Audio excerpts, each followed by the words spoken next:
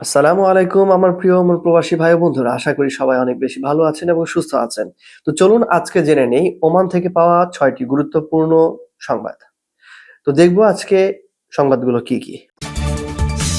তো প্রথমেই ওমান প্রবাসীদের জন্য একটি গুরুত্বপূর্ণ সংবাদ, সেটি হচ্ছে ওমান প্রবাসীদের জন্য বড় একটি সুখবর আছে, সেটি হচ্ছে বেতন সুরক্ষা নিয়ে কঠোর অবস্থানে এবার শ্রম মন্ত্রণালয়। এরপর যেটি থাকছে, বিয়ের আগে স্বাস্থ্য পরীক্ষা বাধ্যতামূলক করলো এবার ওমানের সরকার। এরপর যেটি থাকছে, যে কারণে ওমান ছাড়ছেন ভারতীয়রা। এরপর আরো একটি গুরুত্বপূর্ণ সংবাদ, সেটি হচ্ছে ওমান এয়ারের যাত্রীদের জন্য বড় একটি সুখবর আছে। আর একটি সংবাদ হচ্ছে, ওমানের মুদ্রায় নতুন সংযোজন হতে যাচ্ছে 2026 সালে। সবশেষ আরেকটি ওমানের সুখবর আছে, সেটি হচ্ছে ওমান সহ মধ্যপ্রাচ্যের 6 দেশে যাওয়া যাবে এখন থেকে ট্রেনে করে। তো ওমান প্রবাসী ভাই ও বন্ধুরা, এতক্ষণ শুনছিলেন ওমান থেকে পাওয়া কয়েকটি গুরুত্বপূর্ণ সংবাদ। এবার আসুন জেনে নেই বিস্তারিত। প্রথমে যে সংবাদটি আছে সেটি হচ্ছে ওমান প্রবাসীদের জন্য বড় একটি সুখবর দিয়েছে শ্রম মন্ত্রণালয়, সেটি হচ্ছে বেতন সুরক্ষা নিয়ে কঠোর অবস্থানে এবার মন্ত্রণালয়। ওমান প্রবাসী কর্মীদের জন্য বেতন সুরক্ষায় বড় ধরনের নীতিগত পরিবর্তন এনেছে দেশটির শ্রম মন্ত্রণালয়।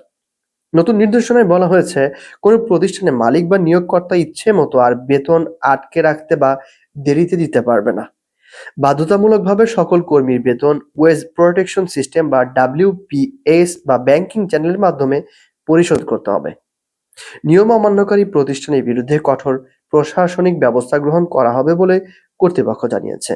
গতকাল জারি করা বিজ্ঞপ্তিতে মন্ত্রণালয় জানায়, প্রতিটি প্রতিষ্ঠানকে তাদের মোট কর্মীর কমপক্ষে 90% বেতন ডিজিটাল সিস্টেমে প্রদান করতে হবে। 2025 সালের ডিসেম্বর মাসের বেতন থেকেই এই নিয়ম কার্যকর হবে। ফলে হাতে হাতে বেতন দেওয়ার প্রচলন কার্যত বন্ধ হচ্ছে, যা বিদেশি কর্মীদের বেতন সংক্রান্ত অনিয়ম, প্রতারণা ও ইচ্ছাকৃত বিলম্বের সম্ভাবনা কমিয়ে আনবে বলেই ধারণা করা হচ্ছে।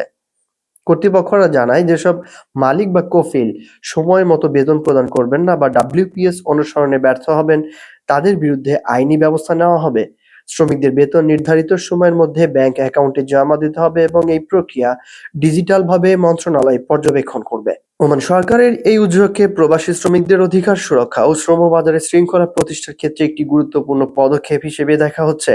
নতুন নীতিমালা কার্যকর হলে বেতন সংক্রান্ত দীর্ঘদিনের ভোগান্তি অনেকটাই কমে যাবে বলেই আশা করা হচ্ছে।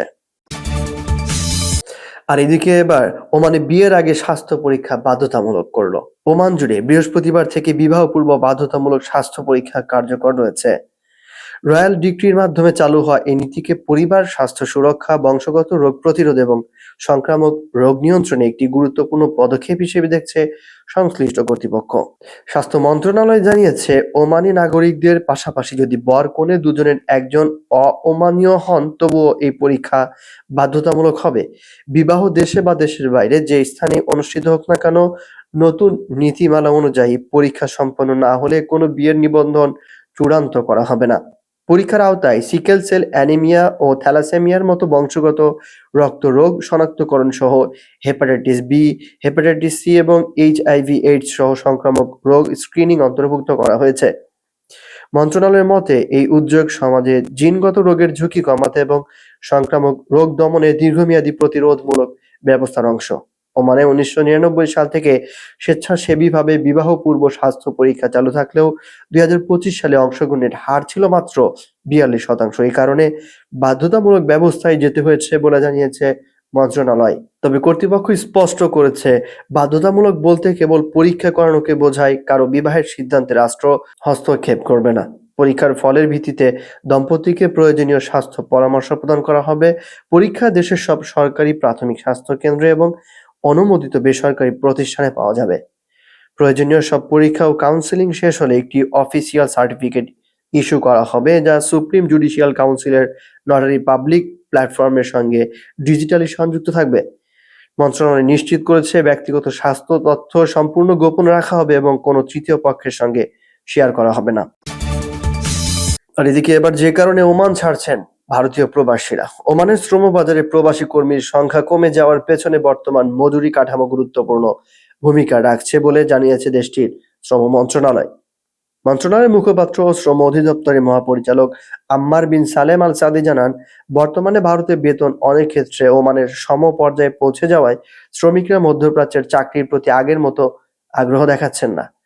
তিনি বলেন, এটি মূলত শ্রমবাজারের স্বাভাবিক বৈশ্বিক পরিবর্তন, ওমান সরকারের কোনো নীতি সংশোধনের প্রভাব নয়। ওমান ভারত সমন্বিত অর্থনৈতিক অংশীদারিত্ব চুক্তি সিইএফপি এ দেশটির শ্রমনীতি বা ওমানাইজেশন কাঠামোতে প্রভাব ফেলবে এমন ধারণাও অমূলক বলে মন্তব্য করেন তিনি। চুক্তি সত্ত্বেও বিদেশি কর্মী নিয়োগ ও শ্রমবাজার নিয়ন্ত্রণ সম্পূর্ণভাবে ওমান সরকারের হাতে থাকবে। একই সঙ্গে প্রবাসী কর্মীদের ভিসা ও কাগজপত্র সংক্রান্ত জটিলতা ও শ্রমিক সংকটের একটি বাস্তব কারণ হিসেবে উঠে এসেছে।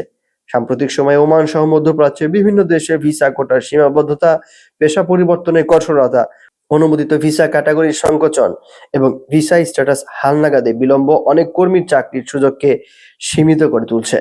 এর ফলে বিদেশগামী অনেক শ্রমিক ভারতেই বিকল্প কর্মসংস্থান বেছে নিচ্ছেন।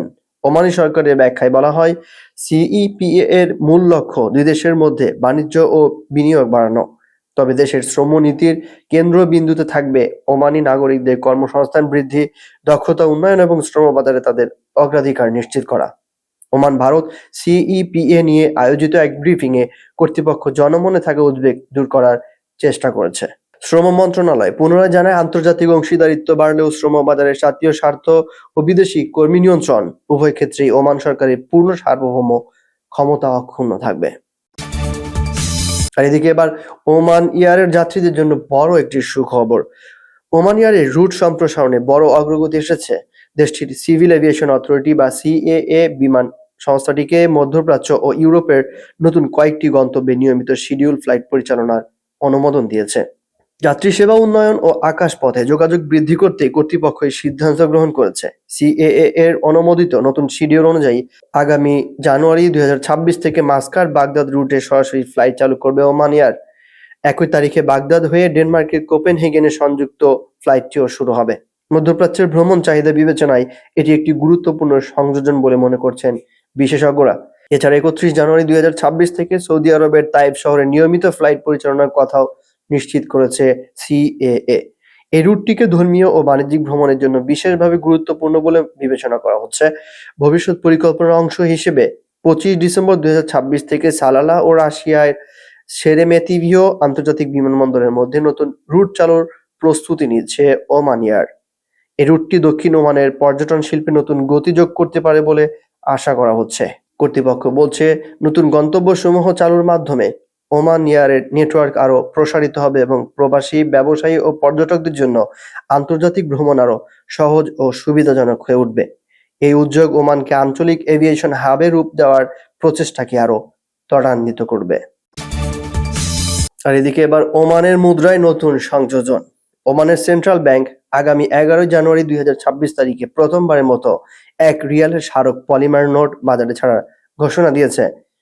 এটি দেশটির মুদ্রার ইতিহাসে প্রথম পলিমার বা প্লাস্টিক জাতীয় উপাদানের তৈরি নোট, যা প্রচলিত সুতি কাগজের নোটের তুলনায় অনেক বেশি টেকসই এবং অত্যাধুনিক নিরাপত্তা বৈশিষ্ট্য সম্পন্ন। 145x76 মিলিমিটার আকারের এই নোটটিতে ওমানের জাতীয় পরিচয় ও অর্জনের চিত্র ফুটে উঠেছে। নোটের সম্মুখভাবে ওমান বোটানিক গার্ডেন এবং পেছনের অংশে সৈয়দ তারিক বিন তাইমুর কালচারাল কমপ্লেক্স ও দুকম বন্দর এবং রিফাইনারি এর ছবি স্থান পেয়েছে। জাল নোট প্রতিরোধে নিরাপত্তার জন্য এতে বোটানিক গার্ডেনে খিলান আকৃতির একটি স্বচ্ছ জানালা এবং রং পরিবর্তনকারী বিশেষ ফয়েল ব্যবহার করা হয়েছে, যেখানে লুবান গাছের প্রতিকৃতি দৃশ্যমান হবে। ব্যাংক কর্তৃপক্ষ নিশ্চিত করেছে যে নতুন এই নোটটি বর্তমানে বাজারে থাকা 1 রিয়ালের নোটের পাশাপাশি বৈধ মুদ্রা হিসেবে সব ধরনের লেনদেনে ব্যবহার করা যাবে। সাধারণ মানুষের ব্যবহারের পাশাপাশি মুদ্রার সংগ্রাহকদের জন্য বিশেষ ফোল্ডারে 1000টি আনকাট শিট এবং 10,000টি একক নোট বিক্রির ব্যবস্থা রাখা হয়েছে। আগামী 11 জানুয়ারি থেকে রুই, সালালা ও সোহারে অবস্থিত সেন্ট্রাল ব্যাংকের কাউন্টার এবং অপেরা গ্যালারিতে ওমান পোস্টের নির্ধারিত কাউন্টার থেকে এগুলো সংগ্রহ করা যাবে। আর এদিকে আরেকটি গুরুত্বপূর্ণ সুখবর, সেটি হচ্ছে ওমান সহ মধ্যপ্রাচ্যের 6 দেশে যাওয়া যাবে এখন থেকে ট্রেনের মাধ্যমে। গালফ কোঅপারেশন কাউন্সিল অর্থাৎ জিসিসি অঞ্চলে বহুল প্রতীক্ষিত রেল যোগাযোগ ব্যবস্থা বাস্তবায়নে নতুন গতি এসেছে। সদস্য রাষ্ট্রগুলো ধারাবাহিকভাবে সমঝোতা চুক্তি, অবকাঠামো উন্নয়ন এবং যৌথ প্রকল্পের কাজে এগিয়ে নেওয়ায় ইউনিফাইড জিসিসি রেলওয়ে প্রজেক্ট আরও বাস্তবসম্মত রূপ পাচ্ছে। গালফ রেলওয়ে অথরিটি 2025 সালের সেপ্টেম্বরে জানায় যে 2030 সালের ডিসেম্বরের মধ্যেই সম্পূর্ণ উপসাগরীয় রেল নেটওয়ার্ক চালুর লক্ষ্যমাত্রা নির্ধারণ করা হয়েছে। সৌদি আরব ও কাতার সম্প্রতি রিয়াদ দোহার মধ্যে 785 কিলোমিটার দীর্ঘ উচ্চগতির বৈদ্যুতিক রেল লাইন নির্মাণের চুক্তি করেছে। 6 বছরের সময়সীমায় সম্পন্ন হওয়ার কথা এই প্রকল্পটি। কার্যক্রম শুরু হলে দুই দেশের রাজধানীর দূরত্ব মাত্র 2 ঘন্টায় কমে আসবে। ঘন্টায় 300 কিলোমিটার গতির বেশি বেগে চলা ট্রেনটি বছরে 1 কোটি যাত্রী পরিবহনের সক্ষমতা রাখবে। রুটটি সৌদি রিয়াদ, হফুফ, দাম্মাম সহ গুরুত্বপূর্ণ শহরের মধ্য দিয়ে কিং সালমান আন্তর্জাতিক বিমানবন্দর এবং দোহা হামের আন্তর্জাতিক বিমানবন্দর পর্যন্ত সংযুক্ত হবে। এদিকে সংযুক্ত আরব আমিরাত ও ওমানের মধ্যে হাফিজ রেল প্রকল্প দ্রুত এগোচ্ছে। আল আইন হয়ে ইউএই এর ইতিহাদ রেল নেটওয়ার্ককে ওমানের সোহার বন্দরের সঙ্গে যুক্ত করবে 238 কিলোমিটার দীর্ঘ এই রুটটি, যার আনুমানিক ব্যয় $2.5 বিলিয়ন। যাত্রীবাহী ট্রেন ঘন্টায় 200 কিলোমিটার গতিতে চলতে সক্ষম হবে, যা আবুধাবি সোহার আল আইনের ভ্রমণ সময় উল্লেখযোগ্যভাবে কমিয়ে আনবে এবং দুদেশের কার্গো পরিবহন ব্যবস্থায় ইতিবাচক পরিবর্তন আনবে। এছাড়া সৌদি আরব ও কুয়েতের মধ্যকার আন্তঃদেশীয় রেল সংযোগ প্রকল্প 2026 সালে নির্মাণ পর্যায়ে প্রবেশ করবে এবং 2028 সালের মধ্যেই 650 কিলোমিটার রেল লাইন চালুর পরিকল্পনা রয়েছে। আর সাদাদিয়া থেকে রিয়াদ পর্যন্ত এই রুটটি আঞ্চলিক বাণিজ্য ও যাত্রী পরিবহনকে আরও সুদৃঢ় করবে। সৌদি আরব বাহরাইন সংযোগে কিং হামাদ কজওয়ে রেল প্রজেক্টও সমানভাবে অগ্রসর হচ্ছে। নতুন 57 কিলোমিটার দৈর্ঘ্য রেল লাইন এবং 4 লেন সড়ক নিয়ে নির্মিত এই কজওয়ে পুরনো কিং ফাহাদ কজওয়ের সমান্তরালে হবে এবং বাহরাইনের পরিকল্পিত কিং হামাদ ইন্টারন্যাশনাল স্টেশনকে দাম্মাম রেল স্টেশনের সঙ্গে যুক্ত করবে। ভবিষ্যতে বাহরাইনের মেট্রো নেটওয়ার্কও এই রুটের সঙ্গে সংযুক্ত হবে। এই ধারাবাহিক উন্নয়নের ফলে 2030 সালের শেষ দিকে জিসিসি অঞ্চলে রাজধানী বন্দর ও বিমানবন্দরগুলোর মধ্যে নির্বিঘ্ন আন্তঃদেশীয় যাতায়াত ও বাণিজ্য পরিবহনের নতুন যুগ সূচিত হবে বলে আশা করা হচ্ছে। প্রবাসের সকল আপডেট খবর পেতে আমাদের চ্যানেলটি সাবস্ক্রাইব করে সঙ্গেই থাকুন।